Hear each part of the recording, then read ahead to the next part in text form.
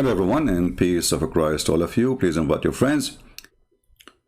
Who is a Muslim sheikh? He dare to debate me now. I'm not going to choose the topic, you choose it. Look how good the offer is. Anyway, I will open my Skype and let us see whoever a Muslim he claim. I want a Muslim to prove me wrong. That especially if you are a person who is well known, you are a sheikh, and you claim that you can debate me, us. Prove me wrong. If the person who is making the challenge is someone who knows nothing about Islam, or let us say an American person, they will be lining up here to debate the person.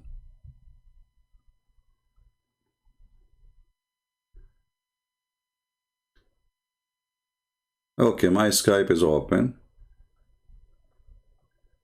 I don't see any Muslims. Open challenge. Who is a Muslim? He think. Hello? Hello? Yes?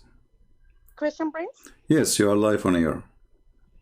Okay, well, I'm live here too, and I just want to call you to tell you my experience and that I was Muslim. Okay. And I want everyone to know what I discovered to Islam. So first of all, I want to say that I converted to Islam. I come from a very, very broken family. Okay.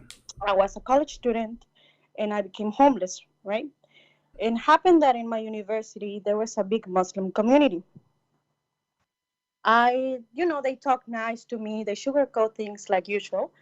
And I decided to convert because I said, okay, well, they're really nice.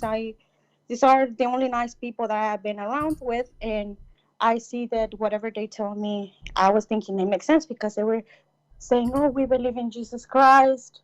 And if we love Jesus, we respect Jesus. And Islam is a religion of peace. Mm-hmm. Right. So I took Shahada. I want to admit publicly that I took it without me having zero understanding what is Islam. I just went outside and jumped and said, okay, I say the Shahada. Mm-hmm. Throughout time, I noticed that when I became Muslim, everyone was very nice to me. Everyone wanted me to pray for them. Everyone was trying to help me. Everyone, and from it was all sugars and rainbows until I started, praying at the mosque. People will come and fix my hands during salat Mm-hmm. and say, "No, you're praying wrong," or watching how every step I make, or the clothes I wear, and it was uncomfortable at the beginning, right? Later on, um, I decided. Well, one of my friends, she hosts me in her house, but and her mom is Islamic scholar. She's a Islamic scholar, and no scholar. Sorry, it's more like Islamic school professor. Mm-hmm. So, and that she's from the Middle East, right? But I never, as I say, I never had any experience or contact with any Muslim people. So they taught me Islam, but the way that they taught me Islam was very, very aggressive. I'm from Latin America. Mm-hmm. I want to say I'm Latina. And in my culture, of course, it's very natural to shake hands, to greet by kiss. So eh, they told me, they stopped me, and it's like, no, that's wrong. And I felt really bad. So how is that wrong? But they would just point me out things that I was doing wrong without telling me the reason. And I would feel bad because how can this is when I started to question things because I said, how can just a simple handshake gesture will arouse any attraction between the opposite gender, right? Mm-hmm. Even for job interview, no, you cannot. I ask. There's a lot of Muslim scholars who come to my university and do Holocaust and teach Islam. And I ask, okay, so how is it wrong to shake hands if you don't have a bad intention? and they told me an answer, like a solid answer. So from there on, things started. What was the answer? Oh, they said, oh, it's because we don't mix with the other gender. I said, but why? Is that because Allah knows best, and we know we're not supposed to be with them, because you don't know each other's heart, so it can arouse attraction. But if you think about it, how can just shaking hands arise attraction to another person? Like, I'm just greeting the person, right? Mm-hmm. So from there on, I started like getting like a bad feeling, but I didn't listen to my gut, so I just went on. And tried to learn. I actually was really trying very hard to learn Islam, to pray, to memorize Quran, and to understand what Islam was, because everyone around my environment was very religious, very, very religious, and I wanted to be that way, like, and uh, for for example, they would tell me, you have to memorize Quran, because when you die, they're gonna ask you who's your prophet, what you believe on. They're gonna tell me to recite the Shahada, and they told me that I have to memorize Quran. And then I started asking myself, well, how am I gonna memorize something I can barely understand? But like, sometimes I would do something and question myself. But as I said, I didn't follow my gut this time, until I actually started reading the Quran. And when I started reading the Quran, I got very, very shocked, because I say, why? Like, is this really true? So I went and I asked many texts, many scholars about that, and they would say that, oh, you're not understanding Arabic. You need to understand the context. You need to learn Arabic, because it's classic Fusha Arabic. Mm-hmm. But I want to ask you, Christian friend, something. How can people teach Islam, or want to do? They want to do dawah not on converts, if they say that Arabic is a really high level language that no one can understand. How can they try to teach something that is high level to people that barely can speak Arabic? That's my question. Well, what they said partly is true. Nobody can understand. The Quran is a very stupid book, So if we give the Muslims a verse in the Quran, and we ask them what this verse means, you will see they have 1,000 interpretation, if not 1,000,000. So how a language which is sent by Allah to guide us, they themselves cannot understand, and they cannot have the same interpretation for, what is the message there? So the Quran is a very stupid book, made by a very stupid writer, and because of that, doesn't make sense. Actually, if I go to the comment, there's a Muslim, he posted in the comment, let me see if I can find it in the previous video. He said, how you say in the chapter of Mary, chapter 19, he said, how you say that the Quran is not connected, doesn't make sense. The verse before and the verse after have nothing to do with it. So he mentioned that the verse of the chapter of Mary as an example, all of it is about Mary. But is it true? If we go right now to the chapter of Mary, we will find that the part about Mary is just little. The most of the part have nothing to do with Mary. Here we go. This is about Mary. This is about Mary. This is about Mary. No, And then what is this? This is about Mary. This is about Mary. This is about no. And then here he speaks a little bit about Mary, and then he starts speaking about things have nothing to do with Mary and have nothing to do with the teaching of Christ. Like, who is the one is who is the one is talking here? So in the Quran there is no connection between verses, and there is no connection between a verse and the one after it. Here talking about Mary. Okay, here we jump to Moses, and then we jump to Aaron. Why? Because Muhammad, he think that Aaron is the uncle of Isa, and who is Isa? We do not even know who is this name.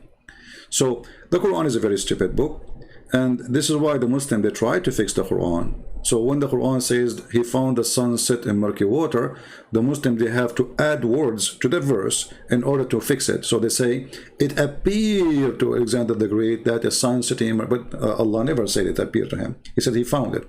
So in order to fix stupidity, they have to fix the language. And they have to add words. So how the Quran is an amazing book, high level of language, when the Quran is given wrong meaning, a wrong purpose of it. You know what I mean? I understand. And this is my question, like, why they even try to do dawah? Like, if they know that there's something's wrong and they claim that the translation is inaccurate, how in the heck they try to still convert people into Islam? Like, that's you know, you see, it's like you're asking the Satan why he's trying to fool you. That doesn't make sense. So you should know that this is a satanic religion, and a person who follows it, he is possessed with the devil. So his duty, they're a prophet. They have videos about a guy, a Muslim guy, who made a Jew. I believe this is a fabricated story, but the sheikh is proud about it in YouTube. So he said, this is how we can, you know, this is look how smart our brother here. So he said, there is a Jewish guy, he is a neighbor to a Muslim. The Muslim guy, he keeps saying to him, why you don't convert to Islam? Convert to Islam. Islam is better for you, you know, etc. So the Jewish guy, he said, you know what, I don't really mind converting to Islam, but I like to smoke and I like to drink. The Muslim guy said to him, who told you you cannot do smoke and drink? You can. The Jewish guy, he said, really? He said, yeah, just say Shahada. Say Shahada. The Jewish guy, he said Shahada, and he became a Muslim. Now, the Muslim, he grabbed a cigarette to smoke. The Muslim, he said to him, you cannot smoke. The guy, he said to him, but you told me I can. He said, yeah, I said that to you before you said Shahada. So they are saying that this guy, the Muslim guy, he tricked the Jewish guy to save him. He lied to him to save him. This is a good lie. Islam without lies dies. So they justify their lies by saying that we lie to save the people. We enslave you to save you, you know. So if we go actually here in the hadith, let me show you this in the hadith. If you ask a Muslim why you attack people, nations, and enslave them and take them as sex slaves, why you do that? They say to you the answer in what the Prophet said. Okay. Read carefully. Abu Hurairah reported that the prophets are saying, God charmed with people who will enter paradise in chains. They will enter heaven in chains? Why they will enter heaven and they have chains? Doesn't make sense. We have to search more.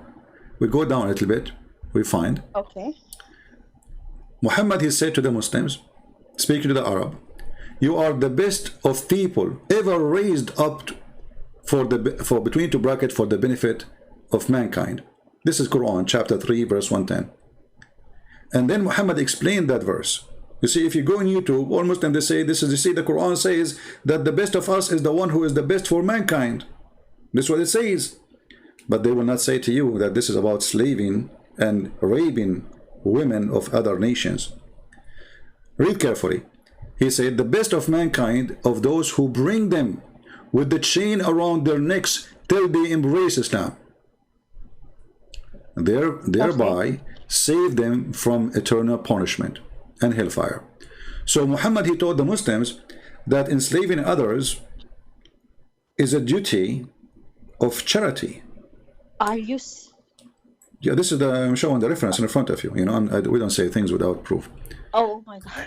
Yeah. So okay, this is just make it even worse. Yeah. So those Muslims, because now you don't live in the land of Islam, they are not raping you and they are not taking you as a slave. But if you are, if Al Qaeda control, let's say you are a Mexican, I don't know where are you from, but let's say you are a Mexican and the Muslims took over Mexico and they will practice a true Islam, and they invade your country, they can take you and rape you, and this is the Quran proving that all over. And enslaving you is part of the duty of the Muslim. It's an obligation is not even a choice. As you see, Muhammad praising the Muslims and Allah praising the Muslims, saying you are the best of mankind. Why? Because you enslave others. Because by enslaving them, you force them to convert to Islam. And by the way, even those who convert to Islam, Muhammad, he refused to free them, most of them. As an example, Bilal, he was a slave of Muhammad, and Muhammad did not free him. Muhammad, he died, and still Bilal is a slave. So Bilal was never free? According to some Muslims, they claim that he was freed by Abu Bakr later. But the reference says that Bilal, he came to Abu Bakr and he says to him, if you bought me for the sake of Allah, will you free me for the sake of Allah? So obviously Bilal was begging, you know, for his freedom, and Muhammad never freed him. Okay, so how can people believe that this cult then, if it's a duty for enslaving people, how can everyone of Muslims believe this is a call from God? What? I'm sorry, but well, like, this is what happened to you too. You see, don't be offended what I will say. You know, always I like to be honest. You were with them in the same jar. You are the same. How you believe in such a garbage? You know, sorry to say that to you. So no, you've been driven. You see, actually your guilt is bigger than their guilt. Sorry to say so. Why? Because okay, you were homeless, no problem. You were in need, no problem. And life was tough on you, I understand. But to convert to a religion, you do not know what it is. How that can happen? Exactly. You know, I was desperate. I was like, basically, I really appreciate them. I don't have anything against them. They're really nice as people. But my concern is these things, like just like something like this, like you mentioned, when I saw that Aisha got married with the Prophet, and the Prophet was really old, like he was 55 or 56, not sure how, and she was a little girl. If I'm not mistaken, there's even a hadith that says that she was still playing with her dolls. Yes, that's disturbing. Yeah. Really disturbing to think about that. And then my friends and other scholars, they excuse themselves saying, "Oh, but at that time, the girls are already mature. They ready for marriage. Those are other times. Those are she was already old. She was like, her body was developed because she's in the desert. It's really hot environment." I mean, I'm sorry, but I don't know. Like that's in that point, I said, all right, there's something wrong. You know. You see, first of all, the claim of she is in the desert. Well, now we have girls who live in the desert in Saudi Arabia, and they are 6 years old. They are the same as a girl who live in New York. They are still little girls. So this is a lie, and nothing changed. Actually, now isn't it they say there's a global warming, which means now it's more hot. So girls, they have, like, are we talking about eggplant, and the eggplant will grow faster in a warm area? That is a stupid statement. You know, this is a human being. He have stages. He grow old by days, not by being exposed to the sunlight. We are not plants. So this is a false answer for a false cult to protect a predator, sexual predator for children. And until now, according to Islam, there's no age limit for how Muslim he can marry. Actually, you can watch my videos. It's in YouTube. Search for sex with infant debate with infant. The Muslims in their book, they says that it's forbidden for a Muslim to have intercourse with an infant. It's forbidden. However, he can, excuse my language, he can put his private part between her legs, but he don't enter. Infant. What? 1 day old. Go watch the debate. Go watch it. You know, it's in YouTube. Just search for it. You know. Of course. And the Muslim, he was debating, and we are showing the reference on the screen, and we can show it right now. So this is an extreme, bad, ugly, disgusting cult. And the only way to defend this cult is to lie. And now they have articles saying that Aisha, she was 18. But all of us, we know that Aisha, when Muhammad died, she was going through 18. She's not 18 yet. So Muhammad, he married Aisha after he died.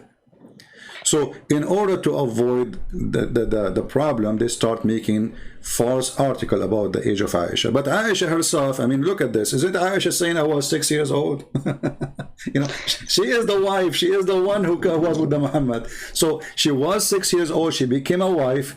According to Aisha, by the age of 9, he did intercourse. But between 6 and 9, he was molesting her. This is Oh how my, bad this man is. He's a criminal. I'm sorry, but like it's even more even disturbing about listening to this. I mean, but yeah, and I want to, okay, so I want to continue. All right. Thank you so much for your reference, and thank you. No, like I want to say that yes, I was stupid, and I admitted of going joining something without further research. But when people is vulnerable, they believe on anything and everything, or they like any slight spark of hope. They go for it, Mm-hmm. right? And thank God, I did well. Like I ended up finding a job after I graduated with my engineering degree, Mm-hmm. and everything went well. Thank God. But um, in the process of me, like when I still had those questions, I I met someone, and I we decided to get married. He's out from the Middle East, right? Mm-hmm. Mm-hmm. Where we got married and everything. I was still a Muslim. And this time I want to say I was still a Muslim. And he actually decided, he say, "Oh my God, I love you, and it's better for me to marry you because I wanted to marry a girl to convert her to Islam, but it's even easier because you're already Muslim." So I guess he liked the idea of me being a convert to Islam, so he could teach me Islam. I don't know, Mm-hmm. but so we're getting married and everything, and here I am. I'm still married to him, but I had an accident, and we had a very very bad accident, and in that accident, he got really bad, and I also got really hurt, and I was I don't know what happened. So something changed my life inside of there, and I thought that I was really gonna die, and I really thought that it was the end for me. And all of a sudden, I say no. I I I I turned myself. I don't know how, but I turned myself back to Jesus again, to Jesus Christ. Mm-hmm. And I say, please, I give my life to you. Like I really don't want to die, and I hope that nothing happens to him, to my husband. And can you believe that after I prayed that, like I got better, we got better, and he got out of he was in an intensive care, and he got out of intensive care. Okay. So I prayed to Jesus, and I say, what is going on, and he fell also he fell out of status in his visa because he's from obviously the Middle East, and the lawyer told me I went, and he told me he violated the conditions. He's most likely that he will get deported. And again, I went, I turned myself to Jesus, and I said, please don't take him away from me. I Even though he's Muslim, but I put his life in your hands, and I put my life in your hands. But please make our situation better. From there on, I felt a very, very peace in my heart, in my head, because I want to tell you this. Even when I was Muslim, I'll pray 10,000 rakats. I'll pray at night. I'll go to the mosque, and I was still feeling disturbed in my soul. I was not feeling in peace. I wasn't feeling calm. There was something missing in my life. I had no peace whatsoever, Christian Prince. Mm-hmm. But after the accident happened, and after I prayed, believe me, that peace came back. And I want to tell you that my husband, by the grace of Jesus Christ, he has now a permanent resident card. In the interview, like he didn't know, like the interview went bad, but I stay up praying and reading the Bible before the interview. And the same day, even though the interview went like crap, but we got approved. And he told me, how did this even happen? How this even happen? But I can tell you that me putting my life and my hands in Jesus Christ was the best thing that I could ever do. I was blind. I didn't have any peace. But after I started watching your videos, Apostate Prophet and David Woods, I start having a much clearer understanding of what I got myself into. And today I regret deeply of having putting myself in the situation. But I think that everything happens for a reason. And I want to say thank you because you're doing an amazing job and you're letting people to open their minds and their hearts and their brain. Right now, my duty, and well, I'm trying to do that. I'm trying to educate myself. I'm trying to learn more because I would love my husband to see one day the light of Jesus Christ. Because maybe that's too much for me to ask, but it's a hard task because Why you don't ask your husband to call me or to speak to me right now? because I already told him. I have already talked to him, and I said, if you think because he tells me that you are a liar, that you're lying in the mouth of Islam, that you and at first I told him, okay, because he was saying, okay, David Woods and Apostle Prophet, they don't know Arabic. How can they be talking about this stuff? So I said, okay, well, the Arabic, right? But then when I told him about you, he said, no, he's lying. He's a liar, and he just he's an enemy of Islam. And I said, okay, if you believe that Islam has the absolute truth and it's the right religion, why you don't face them? Why you don't prove him that Islam is the right religion? He said he's not worth my time. So I was like, okay, so you're scared of him. Okay, like, why not stop, please. Hold on. Hey guys, did you hear what she said? There's a guy in the chat. He is saying that Fifi, he got me busted, and he mentioned Imam Murrah, whatever. I say to all those, Abdul, this lady who was an ex-Muslim, she just said to you something very important. As long I did lie, call me and show me the lie, and then record it, and then spread it around and let people laugh. Why you don't face me with my lies? How come you are so good and show that Muslims that I'm lying? In a video you make, debating yourself, and you win. For sure you will win. Muslims support you, whatever you say. So why you don't dare to call me and prove me that I am a liar? I'm here. I just said, who wanna call me? And this lady, she called me. I do not know her. Any Muslim can call me. So you have Muslim make tons of videos about me lying. Choose any of them and call me right now, and either we laugh at you and at them, or people will laugh at me. So I was making the comparison of Muhammad, right? My understanding is that he's a caravan robber. He had multiple wives. He was asking for zakat, not zakat, sorry, jizya. And these characteristics, if you think about it, oh, he killed people that went against him. Okay, if you think about it, these characteristics, I put Muhammad, and then I compare it to a cartel leader. That's what they do. They like women. Yeah, exactly. They go against whoever that kills them. And in Latin American countries, what they do is they ask for to business for tax protection money. Right. This is Islam. And if you don't give it to him, you kill them. So that's what a cartel leader does, right? Actually, the mafia, the word mafia. The word mafia is coming from Islam. The word mafia, maybe you do not know. When the Muslims occupy part of Europe, and they withdraw when they lost the war, then the criminals, they took over the business of the Muslims. So they come to the stores and they say, the same you used to pay to the Muslims, you have to pay us to protect you. The Muslims, they force you to pay, otherwise pay or die. So the mafia started with Islam. Even the word mafia is an Islamic. The word assassination is coming from Islam. This is coming from the word from the person. His name is Hassan al-Hashash. He's a person who built a castle, and he give drugs to the Muslims, and then he send them.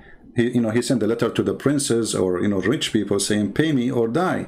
And if you don't pay him, he will send one of his elected to assassinate the person because he refused to pay. This is exactly Islam today. Islam today, convert or you die. We will send you a person to stab you. Just yesterday, a Somalian person, he stabbed 4 Italian women and a child, he is 6 years old. Go search the news. So this is Islam. Islam is a religion of assassination. It is a cult. it is about sex. And if we ask Muslims, and those who are proud about their prophet, if we go in the Quran right now, we will find that Allah, He made a chapter or a verse in the Quran about the private part of Muhammad and how to make him happy, and this is only a privilege to the prophet. And what is the privilege saying?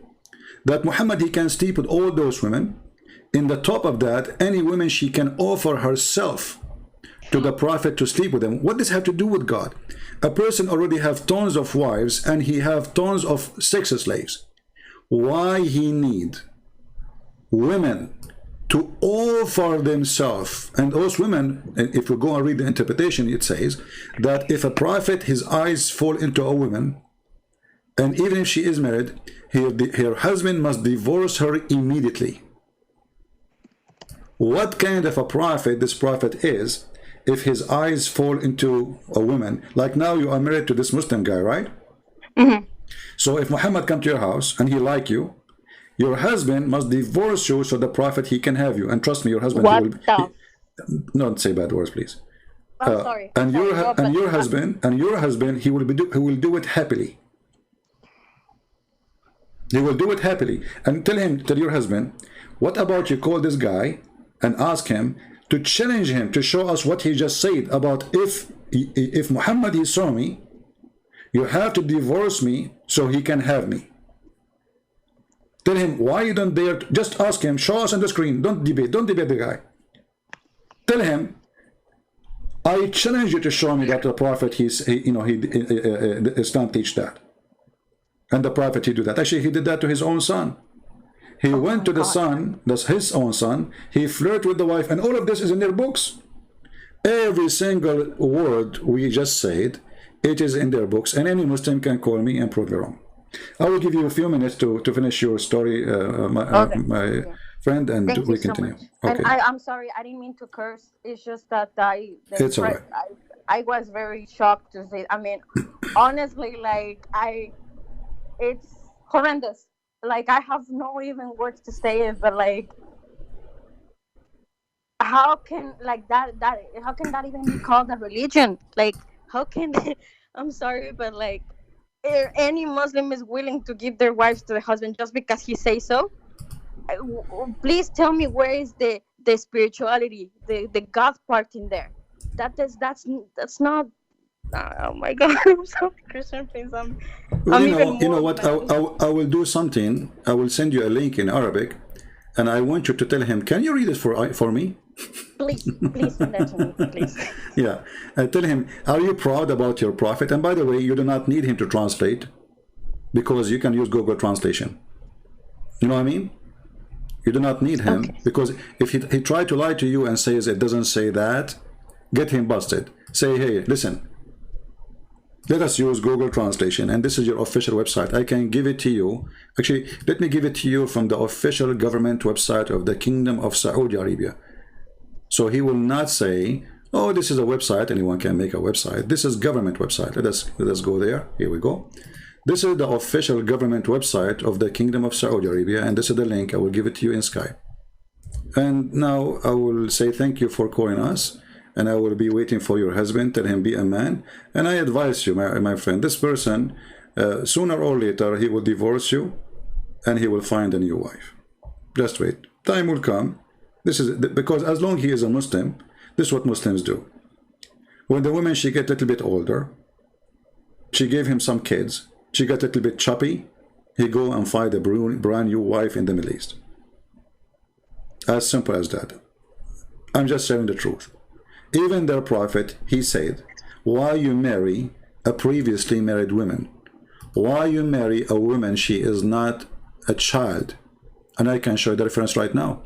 Muhammad, he encouraged them to marry children who they are virgins, so they can be amused by them and they have fun.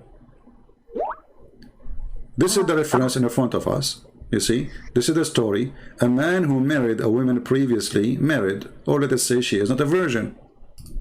So according to Muhammad, the correct thing to do is to go and find a little child. She is a baby. and to marry her and have sex with her. And here you see, actually, because if you say to you, oh, it doesn't say she is a little girl, it says that. It says the guy, he answered the prophet, he says, the reason I did not marry a child, a young daughter, a young girl, because I want a woman to take care of my orphans. My brother, he died, and I needed a woman who should take care of them, not a girl like them. And let me give you the reference too for this one, so you can show it to your so-called husband. You know, by the way, I don't know, you said you are a Christian. A Christian cannot marry non-Christian. I'm sorry, by the way, I want to say that I had no idea about that because I was Catholic. My background is Catholic, but now I'm Christian. So I didn't even have a I'm not clue asking you to about it. divorce the guy. I'm saying, according to the Bible, a Christian woman, she cannot marry a non-Christian. However, you left the faith, and when you married him, you were not a Christian. So, you know, that can let it go. But this is, in Christianity, this is not married, because Muslims, they don't marry. Muslims, they have sex contract. It's called nikah. Nikah means the F word. So you sign a contract that he can excuse my language. He did not sign a contract he can marry. There is no marriage in Islam. This is why they are encouraged to start with 2 and 3 and 4. And actually, according to some, there's no limit. But if you could not do that, you go for 1, which means Islam did not say you start having sex with 1 as a wife. Islam start with having sex with 2 and 3 and 4, etc. And if you could not do all of those, then you go to the bankruptcy, which means you sleep with 1 only. That is not marriage. A person who believes that he can have many women, obviously he don't believe in marriage. The more that you tell me about this, the more disturbing it gets. Well, I'm here to share the truth with you. You know, I don't want you to disturb your life as a person married to this person. Maybe you know, but you see, from what you said to me, he sounds like he is not decent with you, because if he is saying Christian Prince is lying, tell him, can you show me the lie? I will call him, record him. He don't call me. Record him. Record him. Say, hey, Christian Prince, you lie about this. You call me. You play his voice. We open it and we see who's lying. Okay. You know? And let us see who's lying. All right. Thank you for calling me. And God bless you. And we pray for you. Before you end the call, please keep doing what you're doing. You're awesome. And we need more people like you in this world. Thank you so much. Thank you. Take care. Have a wonderful day. Bye. Bye-bye.